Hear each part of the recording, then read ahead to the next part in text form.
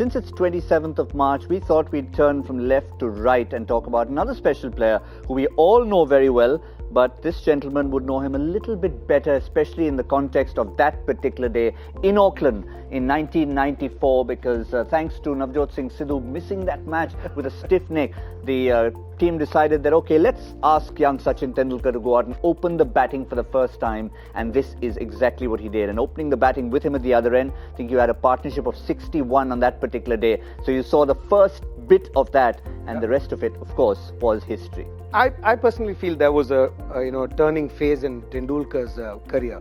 I mean, young kids who probably listening to me would be wondering what I'm talking about.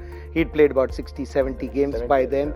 The last 20 games he would have had 150 or maybe one odd 30 between that. So he wasn't having a great run. We were winning, we'd won the Hero Cup, but he wasn't having a great run. And as most things have happened in Indian cricket, the greatest players that you've had, whether it's Sourav Ganguly, whether it's Rahul Dravid and Tendulkar, they're all by default. And we need to thank Navjot Singh Sidhu for all of them, because that stiff neck, correct. This was that stiff neck. You got Tendulkar to open. That changed, not just Tendulkar's kind of career. Things we thank.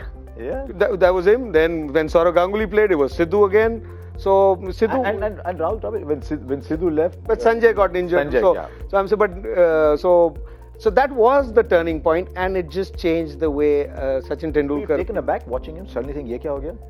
Not really, because you knew what he was capable of, and this is what I think. There's a great example, because people, when you talk of Tendulkar, then they'll accept it, otherwise they don't.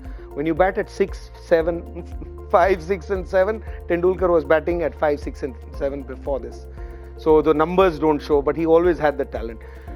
I also didn't expect it that it would be probably so explosive at that day. But just because he was coming out of, it's like a pressure cooker when it, comes out.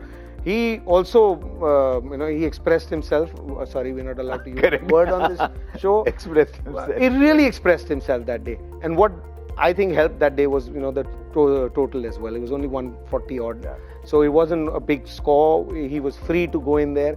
And it shows another thing. Even a great player like Sachin Tendulkar, a great human being or a genius, also when you have nothing to fear, you actually do things that you normally probably won't do. Because he was opening, it was just one-off thing. If it didn't work, it was fine. He would go back.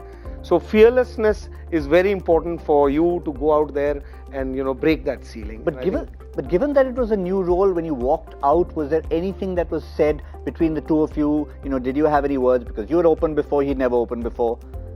Yeah, but I just opened. That's it. I didn't play well. No. I think with him it was.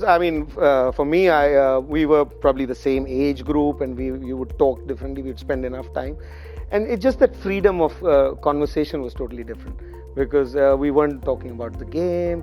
It was just we had something called short hai bhai. When you hit a short hai bhai was a term that we used very often with each other, and so we were just having a laugh and enjoying ourselves. And it made my life easy. The funny thing was, he once told me that the two players he liked batting with the most in one-day internationals were Ajay and Azhar, because they rotated the strike, gave him back the strike, right? People like Sachin and anyone they love the strike, right? But that day there were no singles, right? No, there were no singles. There were no singles. It was just over the covers, and just smashing everything. And he was almost taking out his anger at that bowler. It wasn't just a game. See, these odd things actually surprise you sometimes, and I think that was one of those days it surprised himself as well. Did you have any Holi in the dressing room? Because the whole of India was playing Holi. I know the jerseys were more yellow than they'd ever been. Yeah, but I saw the Diwali that day. There was no Holi out there. The Holi was all I think there was a Danny Morrison who got the brunt of it, and then there was Chris Pringle. Chris Pringle, sir. And he would really trouble most of our batsmen. Yeah. And he had got after Vinod Kamli in that test series. He'd bowled him a couple of times with that slower one. Vinod would be here. So these were bowlers who were troubling through the test series. And then Sachin. Only Chris Pringle got you out, but I didn't want to remind you of that.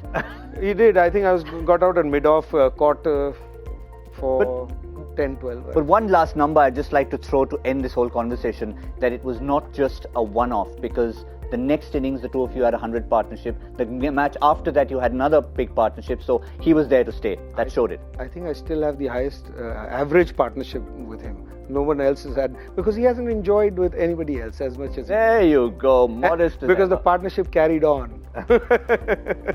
Yeah. Modest, He's had a few usual. with a couple of guys, But one chap from Kolkata as well. But what would be interesting in that partnership is that 80% of the score would be his and 20% would be mine.